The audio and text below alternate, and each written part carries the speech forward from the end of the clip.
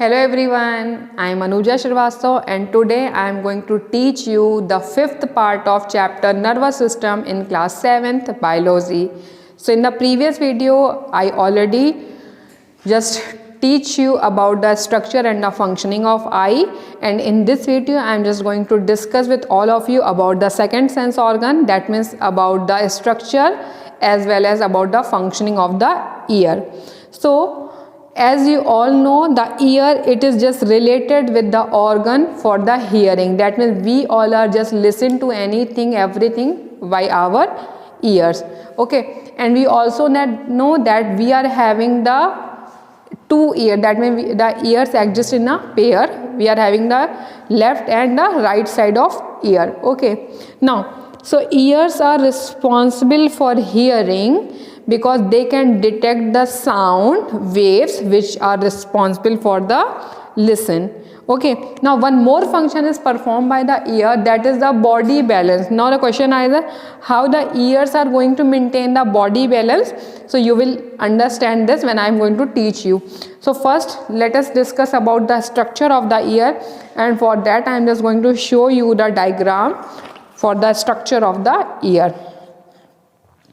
So this is the structure of the ear.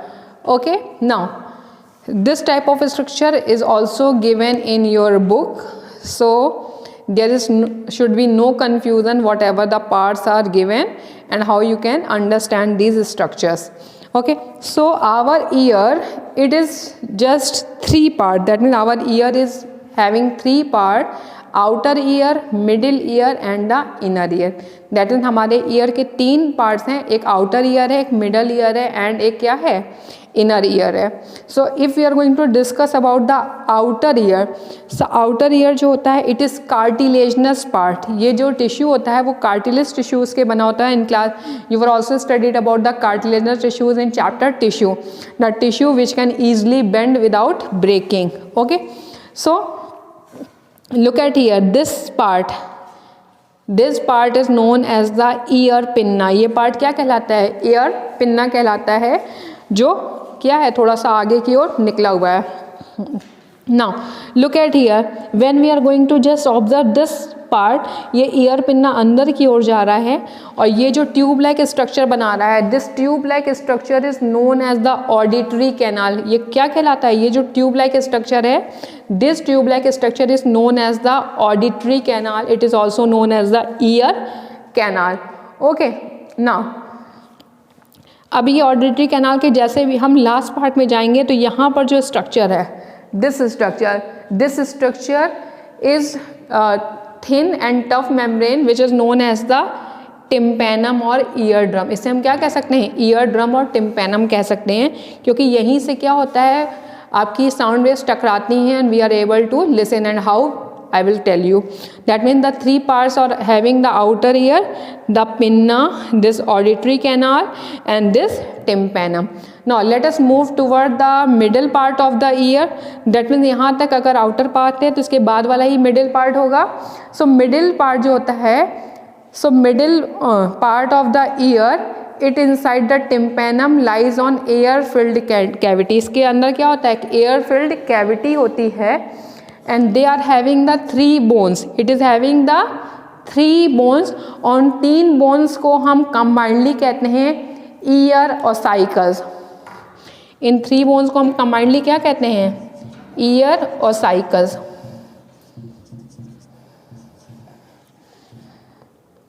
अब वो तीन bones कौन कौन सी होती है, let us see. The three bones are the malleus, incus and stapes. Look at here, malleus, incus and stapes.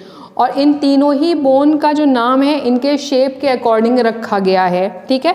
और these three bones are known as combinedly ear ossicles and these three bones plays a very important role.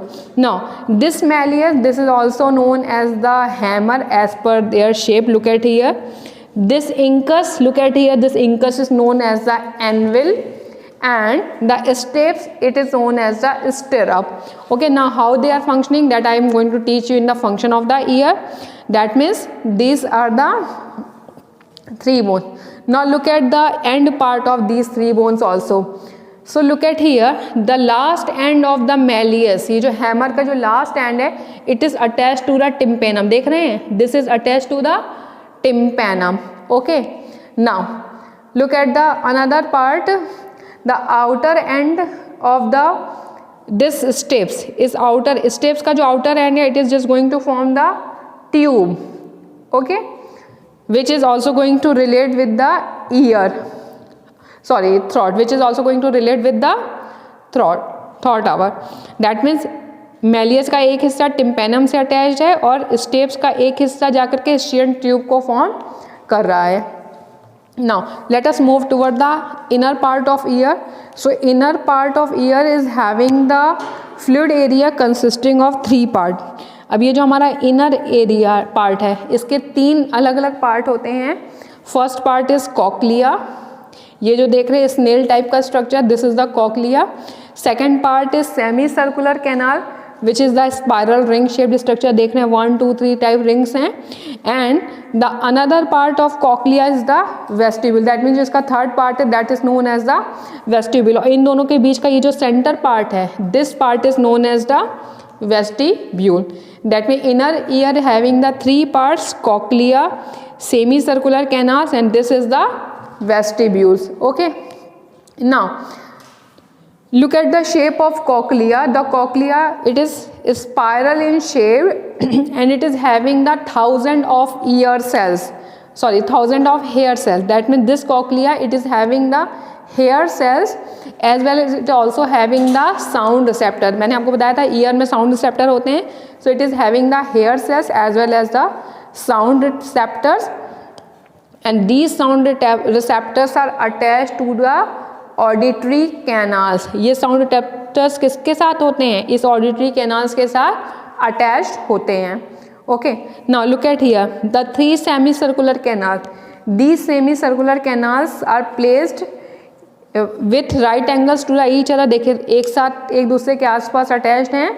And the end of each canals is swollen, देखिए सब canals का last and जो है वो क्या है, थोड़ा फूला हुआ है. So and of each canal is swollen, कुछ फूला हुआ है. And contains sensory sales and also contains the sensory cells. So this sensory cells it is responsible for maintaining the body balance while motion. ये जो sensory sales हैं तो जब हमारा मोशन होता है तो ये सेल्स क्या करते हैं, हमारे बॉडी बैलेंस को मेंटेन करते हैं. दैट मीन्स क्या हो गया, ईयर का रोल हो गया बॉडी बैलेंस को मेंटेन करने में, और इस तरीके के बॉडी बैलेंस को हम कहते हैं डायनामिक बैलेंस. ओके, नाउ अब ये जो वेस्टिब्यूल पार्ट है it is just associated with the semi circular canal. आप देख सकते हैं ये वेस्टिब्यूल भी इसके साथ जुड़ा हुआ है. So it is just going to balance our body during the rest. जब हम आराम करते हैं तब ये हमारी बॉडी को बैलेंस करता है. ओके, तो that's why that type of motion is known as the static balance. That में हमारी बॉडी में 2 बैलेंस हो गए, एक static and a dynamic. Dynamic क्या होता है, जब मोशन के टाइम में होता है. स्टैटिक क्या होता है, जो रेस्ट के टाइम में बैलेंस होता है. Now let us see the function of year, that की फंक्शन हमारा ईयर कैसे कर रहा है. सो अब क्या हो रहा है, whatever the sound waves are just there in our surrounding. So ear pinna, this ear pinna it is going to collect the sound waves. This ear pinna is going to collect the sound wave and it is directed toward the auditory canal. क्या करेगा, उन sound waves को इस auditory canal में भेजेगा. जैसे ही auditory canal में जाएगा, आप यहाँ देख रहे हैं टिम्पेनम है, तो वो क्या होगा, इससे टकराएगा. when it is going to hit the tympanum, so tympanum what it is going to vibrate. ये क्या करेगा, वाइब्रेट होने लगेगा. आपको भी पता है वाइब्रेशन से ही साउंड प्रोड्यूस होती है, साउंड चैप्टर में यू हैड ऑलरेडी डिस्कस. तो जैसे ये वाइब्रेट होगा तो ये क्या होगा, आगे पीछे मूवमेंट करने लगेगा because of the vibration. Now अब ये जो ईयर साइकिल्स हैं, ये देखिए इसके जस्ट साइड में ही अटैच है ये तीनों बोन्स. सो ये जो ईयर और साइकिल्स हैं वो क्या करेंगी, साउंड को एम्पलीफाइज करेंगी, उनको जस्ट डिटेक्ट करेंगी बहुत सारी बार और ट्रांसमिट करेंगे किसके पास, कॉक्लिया के पास. That mean these 3 bones amplifies the sound and transmit it towards the cochlea. Now the vibration causes the hair cells of the cochlea to move. अब आपको पता है कॉक्लिया में हेयर सेल्स है, जिसकी वजह से क्या होगा, हेयर सेल्स मूव करने लगेंगे. And then stimulate the receptor cells और क्या करेंगे, रिसेप्टर सेल्स को, जो इसके रिसेप्टर सेल्स है सेमी सर्कुलर कैनाल के, उनको क्या करेंगे, उनको मूव करेंगे और वो सब कहाँ जाएंगे, ऑडिटरी कैनाल की तरफ जाएंगे, ठीक है, सॉरी ऑडिटरी नर्व की तरफ जाएंगे।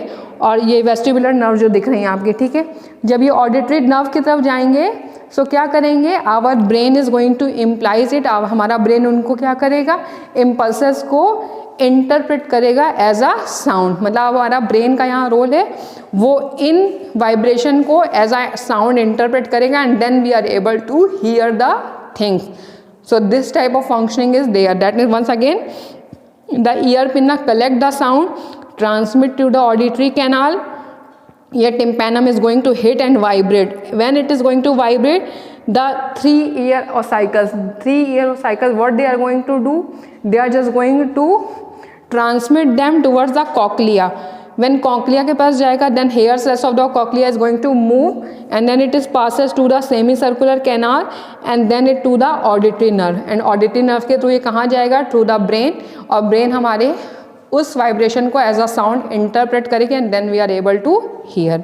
Okay, so this is all about the functioning of ear and the structure of ear. Rest of the part I will teach you in the next video. Till then, bye bye. Thank you.